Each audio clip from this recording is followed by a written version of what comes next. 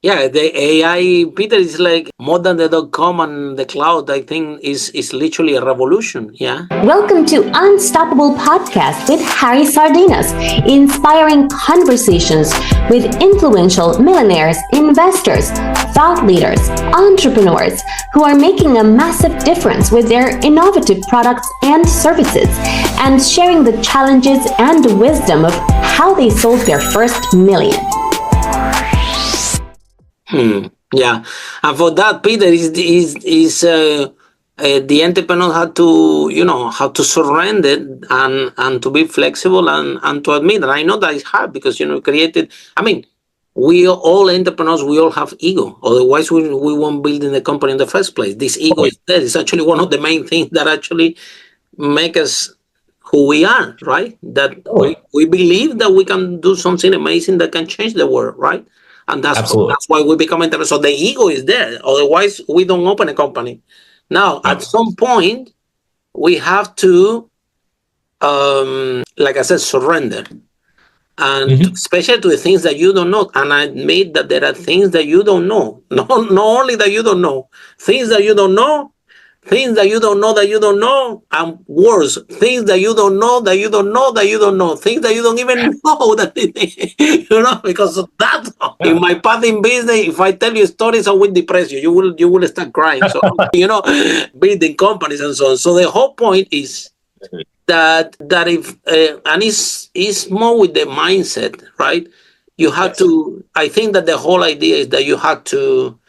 If you really love your business, you really love your product, you need to put it before yourself, before your ego, before your person. It's not about Peter anymore. It's about the product. It's about what can do for people. The other question I want to ask you, Peter, is about culture as well. A lot of tech entrepreneurs that I interview in this podcast, when I ask them, if you want to do all over again, what would you do better? And everybody tell me, man, if I knew it's gonna take me 10 times longer and 10 times more money, I will pay attention, Harry, to culture, yeah? And especially from the early beginning, from this moment that we find the first client and we have a small team.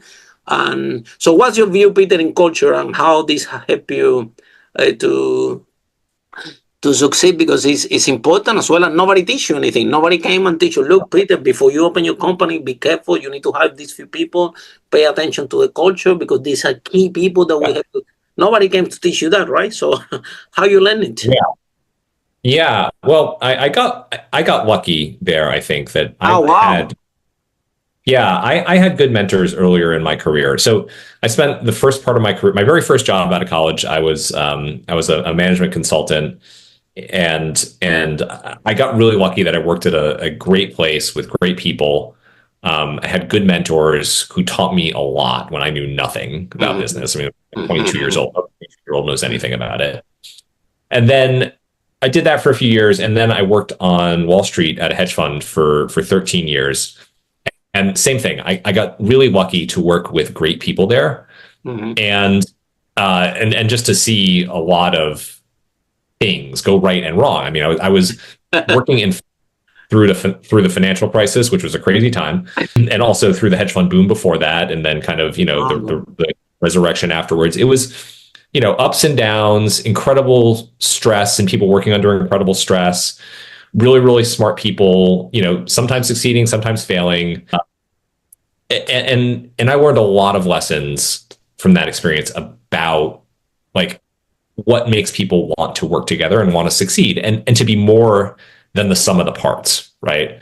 So I don't know if I have all the answers on culture, but from the time my co-founder and I started Vendorful, we were very much on the same page on what we wanted the culture to be and how we wanted to support people and how we wanted to work with people inside the organization. And it worked well for us. Amazing. Well done. Yeah, my approach is very much like I like to hire people who are mature enough to take chances to sort of manage their own days and weeks, figure out what they to give them responsibility, and they can let them figure out how to accomplish responsibilities. And that doesn't work for everybody. It also doesn't necessarily work for all kinds of employees. Like that's not going to necessarily work if we were hiring a bunch of kids out of college, that probably wouldn't work. So we've tended to hire people who are a little later in their career, a little more experienced, and really select for those kinds of skills.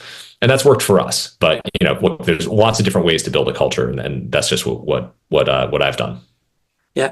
And then, Peter, I need to ask you this because, after you build the tech company, man, and you exit and you achieve everything that nobody's achieving, now you're back. Yeah, you should be in Hawaii, in the beach, enjoying your life. What make you think that's a good idea to come back? You should really love what you're doing now. You should be crazy about it. Tell me a little bit more about that. Why you back in the tech again? Yeah, it was an amazing experience, the first one. I mean, I do like it. I'm certainly too young to retire. Yeah. I don't see that for myself in the near future. I like what I'm doing. I like the work. Clearly, you love it. Yeah, and look, the other thing about it is just the macro environment for tech right now. It is a really interesting time to be building software, right? Like, the old adage, software is eating the world, but now AI is eating software. And I think this is as exciting a time, if not more so, than the dawn of the internet. So, late 90s, early 2000s, the internet boom, and also then the cloud service revolution kind of in the, around 2008 to 2012. Those were sort of the big transformational moments in tech in my adult lifetime. There were ones before that as well. And AI is the third that I've seen in my career so far. And I just want to be a part of it. I want to be building software now and be in the market when this transformation is happening. I can't imagine doing anything else right now.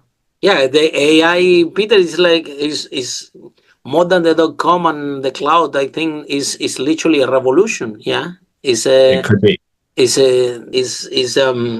It's not like we hear in the tech space, that the flavor of the day, sometimes the .com, sometimes is the cloud, sometimes is this, sometimes, and then things are shiny all the time. But this AI technology actually is, we're talking about a revolution, how we will operate in the future. And this is just showing the surface. And it's unbelievable. I can tell you of my own experience. You remember 17 years ago when I have my first business, I need to write a letter, English not my first language. It was taking me 2 days to write the thing. It was so draining. And the spelling, and 2 days trying to write this perfect. Ole Frank, can you read the letter? Now you go to ChatGPT in less than 15 seconds you have the letter. Unbelievable. Yes, it's wild. Things that seemed wild, like a few years ago are now just trivial. It's incredible how fast it's changed. Yeah. So then, Peter, let's go back to the tell us a little bit about your new product. Yeah, sure. So this actually grew out of our experience at Venderful. So Venderful was a helped procurement organizations manage their suppliers and select suppliers by running RFPs and running questionnaires and evaluating their suppliers. When we were selling a procurement solution, we used to respond to RFPs all the time. And for those people who don't know, an RFP stands for request for proposal.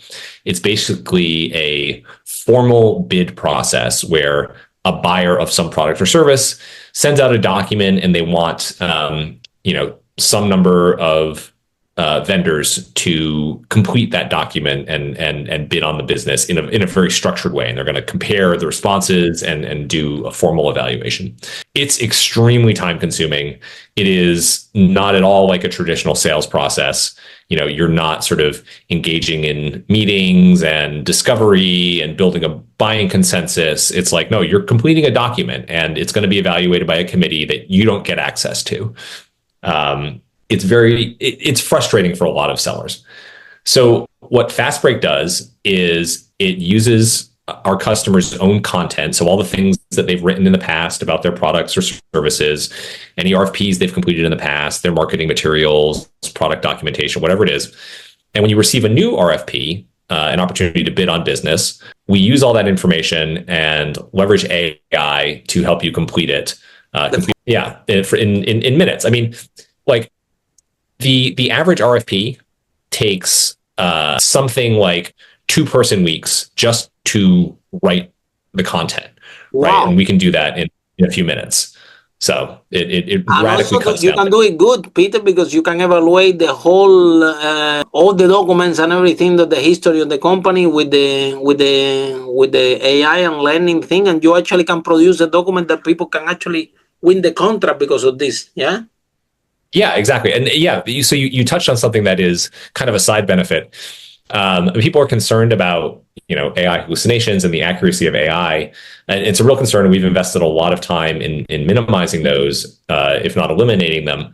But one of the things they don't talk about is humans make mistakes on these documents too. And our data shows you lose the contract. Exactly. And our internal data shows that despite concerns about AI hallucinations, the AI generated content is more accurate than human generated content. Follow us for more interviews with world's most influential, audacious entrepreneurs that overcame challenges and adversity, providing you with the blueprint of how they sold their first million so you can grow your business exponentially.